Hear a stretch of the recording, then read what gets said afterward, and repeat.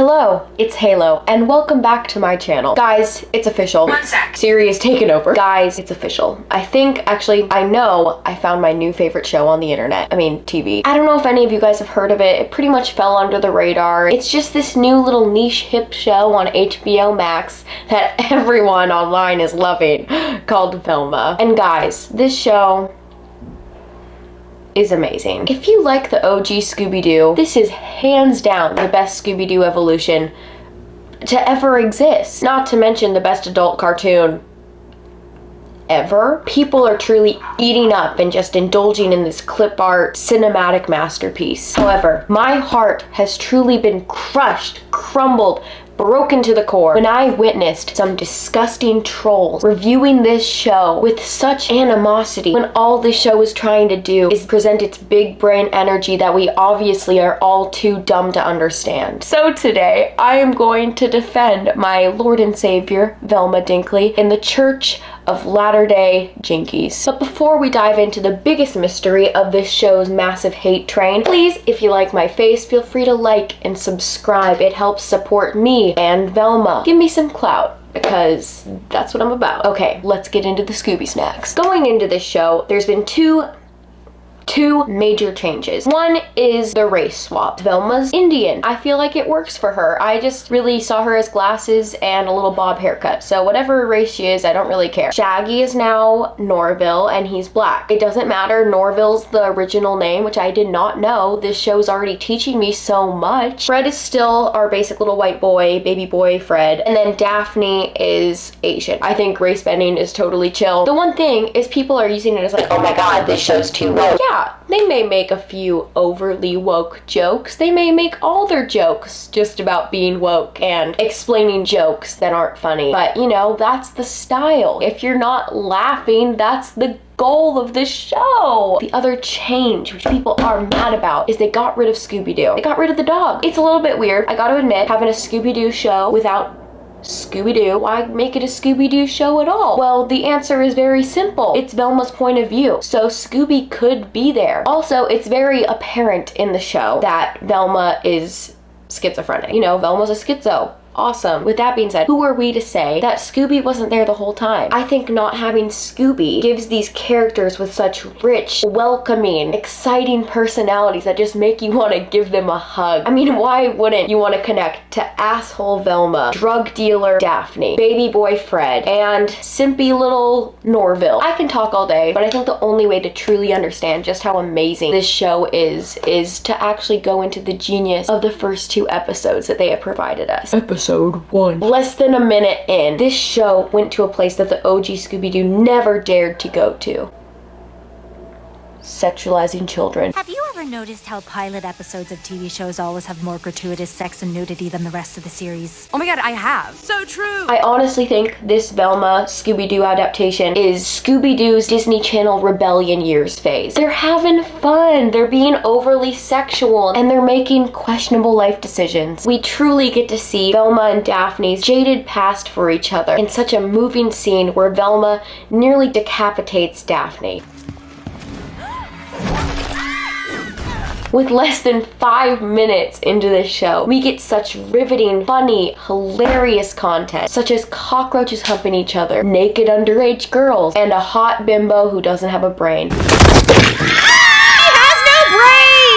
I'm not dissing her. She has no brain! If you couldn't tell by now, pretty much Velma's entire personality is being a smartass, being sexually ambiguous, and being a bitch. That's most haters' main issue with her. You know, I argue that since this is from her perspective, Velma's been through a lot. She's been bullied. She has no friends but Norville, who's a simp. She's a loser. So of course, she remarks her story in a cynical way. I just don't understand what people's issue is. I think every protagonist deserves to just be a massive bitch and entitled to everyone around them. You almost killed me. Guess I didn't try hard enough. Anyways, the no-brained bimbo falls out of Velma's locker, so uh-oh, Velma's accused for murder. The stakes of this show, my god. I know my rights. And not only is she accused for murder, she gets the privilege of being interrogated by Sue Sylvester and Wanda Sykes, the lesbian cop duo we never thought we needed. Who do you think I am? That's actually a very good question because I've forgotten both of your names. From my favorite cop duo, we find out that Velma's mom has gone missing. They keep forgetting her name. Oh my god, you totally forgot. No, we didn't. Every day we're closer to finding Doodad. Dia. Her name is Dia. Velma's very pissed, justifiably, because, you know, no mamo, but that's besides the point. Velma has PTSD / maybe schizophrenia. She used to solve mysteries for her mom, and now that her mom's missing, she feels like her solving mysteries is her fault because the last mystery she solved resulted in her mom going missing, which is such a deep, sophisticated story for Velma. We never got that in the original Scooby-Doo. We also find out from Sue and Wanda that they are actually the adopted parent of Daphne. Oh, how we've missed that sense of humor, girl. Seriously, how long has it been since Daphne had you over to our house? Oh yeah, and I also totally forgot this, but Velma is enlisted to solve the case, and if she doesn't, they're gonna arrest her. For some reason, instead of doing their own jobs and solving the case, they're like, let's get a 16-year-old to do it. Totally makes sense to me. Anyways, Velma meets Fred when she leaves the police station, and Fred is like never before. I have a disease where I can't recognize people who aren't hot. My doctor says it's basically sickle cell for rich guys. Is it called rudeness? It is! He has truly blossomed in this show. Brenda's. And to me. Nah, I know. I'm caliente, as this one's people would say. He's seen as an idiot and arrogant, which is so much more than the guy who just has an ascot and says, gee whiz, Scooby-Doo, what do we do now? A few slightly offensive sexualizing teens and sexualizing Velma's dad and stepmother jokes later, and we are at the dead bimbo's funeral. Horny, let's do it, my pony. That was Brenda's favorite song. I honestly do not remember the dead bimbo's name. Not because the writing in the show is so unmemorable that I barely remember anyone's name, but rather because they made them so unmemorable on purpose to show that hotness does not give you a personality. And also a side note, this chick is voiced by Debbie Ryan. I'm Radio Rebel.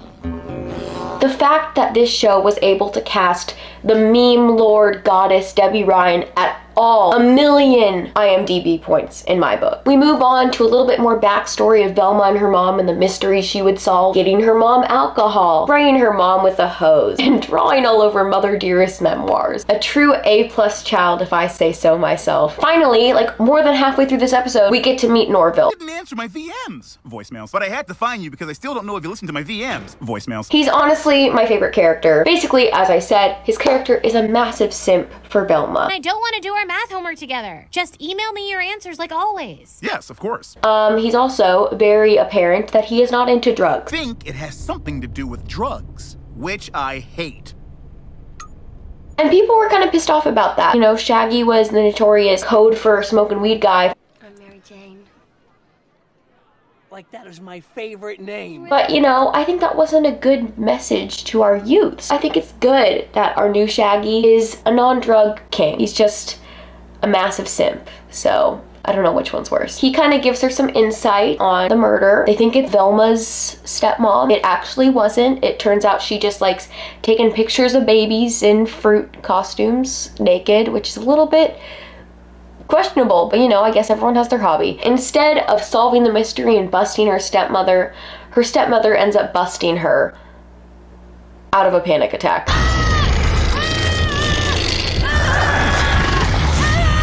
Is someone trying to solve a mystery? Heart attack! Trying to solve a mystery?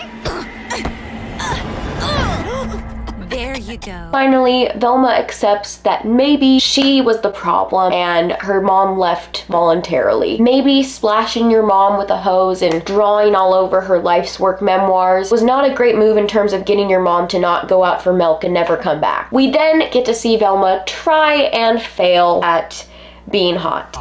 Are you an exchange student from a more sexually liberated country? No, it's Velma.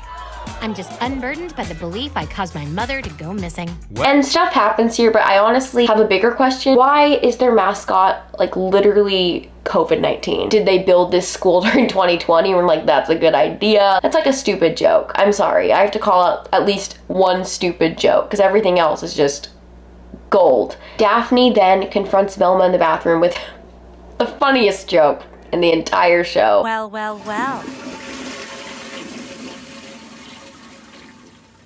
Well, well, well.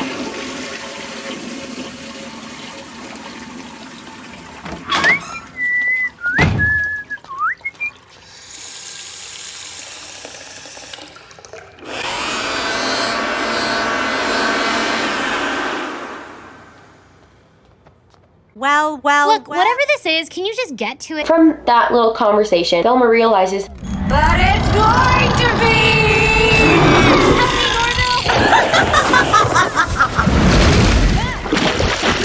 Velma! Can you hear me? Just remember, these hallucinations are only in your head, so focus on what I'm saying. You're not saying anything. I know! I'm kind of drawing a blank right now. Have you seen any good movies lately? Oh God, here it comes. The big one. Stop! You can't die! Why? I'm weird and no one likes me. That's not true. I like you. Like you.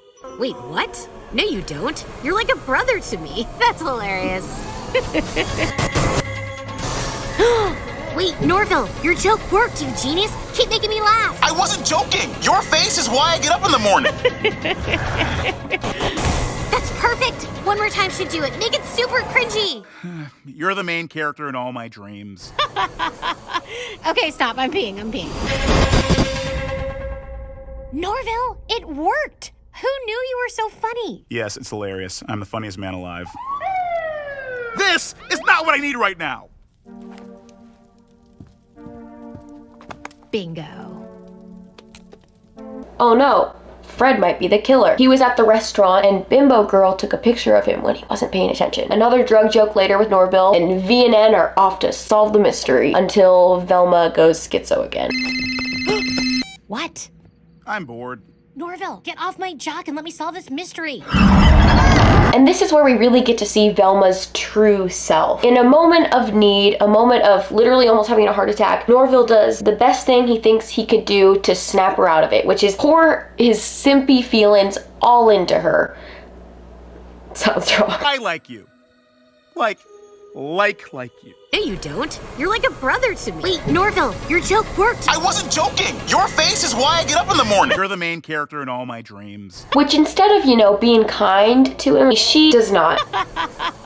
Okay, stop. I'm peeing. Nothing, and I mean nothing, is funnier than the secondhand embarrassment of pouring your heart and soul and feelings towards someone you've been crushing on for years and having them just brutally humiliate you. Yes, it's hilarious. I'm the funniest man alive. Velma ends up finding no-name Bimbo's camera in Fred's house. Oh no, and it's revealed on the camera that Fred has a tiny peepee. Brenda also photographed this.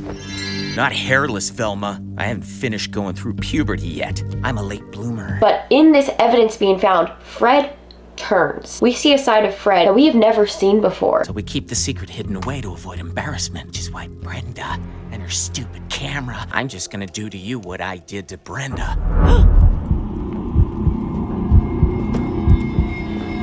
Him basically going sicko mode was enough for Sue and Wanda to bust into the house and shoot him in the kneecaps.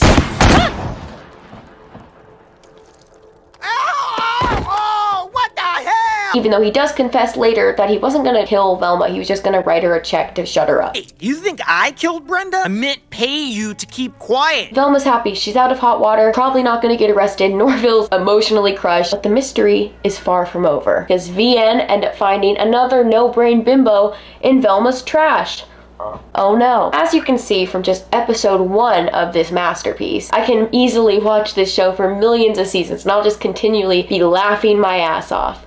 Haha. Episode 2. Now, episode 2 starts a little bit emotionally. We see Daphne with her mad cash stash and Velma in their own little areas and looking back down memory lane at their BFF bracelet that they've left in their distant past. Fred is still in hot water. He's still gonna be trialed for murder, maybe death sentence, but Velma's dad actually ends up being his lawyer. So, the irony in that writing is top notch. When Fred and Velma's dad meet, there truly is animosity. And if you blow this, my family will bring the full weight of Jones Gentleman's accessories and Jones Gentleman's accessories for women down on your head! He will snap in a millisecond. He may not have been the friend that anyone wanted, but he's the Fred we needed. Hey, am I on a hunger strike? Where the hell are my pancakes? You forgot Cuddy. Velma goes to Daphne because she wants to get her mom's case file. However, she does not have $500, and Daphne wants some money. File. Really? for $500. Velma goes over to Norville's house, which we find out Norville's mom is the principal of the school, and Sue and Wanda are there. They're gonna go undercover as high school students to catch a Candyman. And that's the 411 home skillet. Words. Candyman? I think you mean sugar daddy. A Candyman's a drug dealer, V-Dog. Which Velma mistakes a Candyman as a sugar daddy because smart girl don't know drug use. She meets with Norville, still simping for her after being brutally rejected, and tries to manipulate him into giving her $500. And all my money is tied up in streaming services. Velma, I don't have it. My mom's birthday is coming up, and this year she just wants cash. Might as well use the guy who would literally bite off his foot to be with you. However, Norville is not as pure-hearted as you think. When he said he doesn't have the money, he had an idea that is not exactly the most non-toxic and nicest way to try to start a relationship I think I've ever heard. In teen movies, whenever a girl needs money, a guy sells something and then blackmails the girl into dating him for it.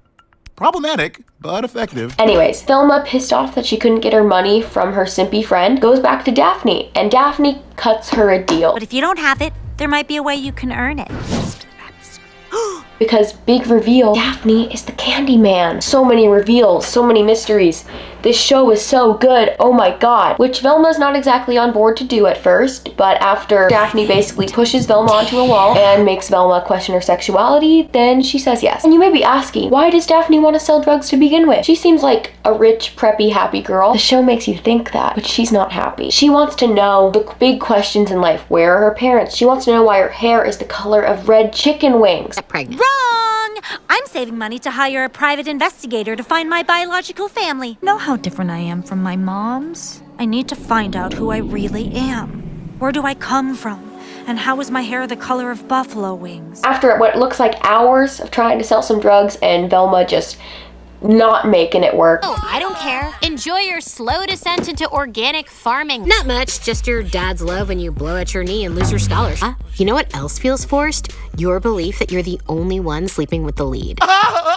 They finally are just chilling by the locker. Daphne's a little bit pissed, a little bit angry. Sue and Wanda come in and are about to bust their asses. Drugs in my daughter's locker and other Oompa Loompa person? We know you're the Candyman. Which, if you didn't know, it's not very good because that's Daphne's parents. However, they touch hands and grow lesbian anime powers and end up skirting away on their rolly backpack. Meanwhile, Norville is trying to bust his ass to make the $500 in his own way. The girls end up escaping, and the sexual tension between them, which is still disturbing considering they're like 15, 16, is very strong. Oh, yeah, me too. Slime.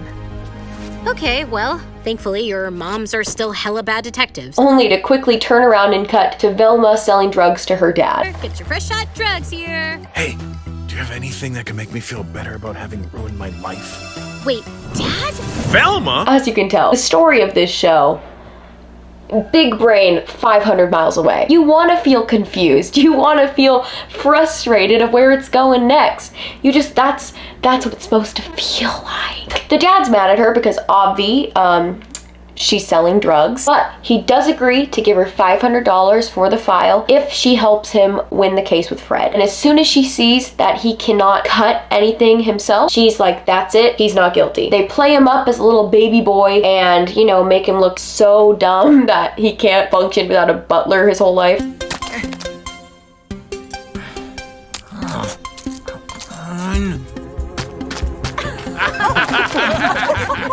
However, Fred, being the popular and very egotistical boy that he is, he gets pissed. Is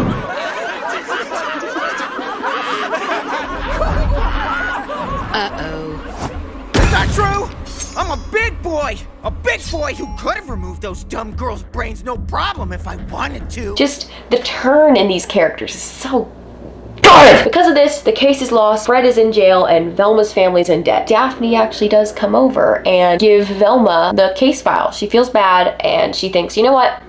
I'm gonna give it to you. She also gives her something else, if you know what I mean. Velma starts looking at the file, and she immediately has a hallucination. Jerk was guilty? Too bad you'll never know for sure. What do I do?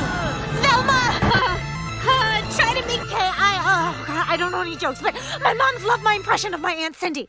I'm sad my husband died. And the thing that fixes the hallucination, the moment we've all been waiting for in Scooby-Doo history, Velma and Daphne making out. You could just tell through these 2 episodes alone how much they loved each other. From the name calling to almost killing each other to extensive passive aggressiveness. There's no doubt they had sexual tension. And that is Velma, guys. If you want me to talk about more episodes, trust me, I would love to. There's nothing more in the world I would love to do with my time. I really don't understand the heat that this show is getting. There's no doubt this is a classic. It is something that we should be grateful for to even have been able to see in our lifetime. It is today that I take a stand to stop the Velma hate. Anyways, it's been Halo. Crumble, stop! Anyways, it's been Halo. It's been good. If you like my face, feel free to like and subscribe for me and for the sake of Velma stands that actually exist. And I will see you in the next one. Anyways, guys, if you couldn't tell, this is absolutely satire. This show is so bad. Trash, dumpster fire, Scooby-Doo doo-doo, and I will see you in the next one.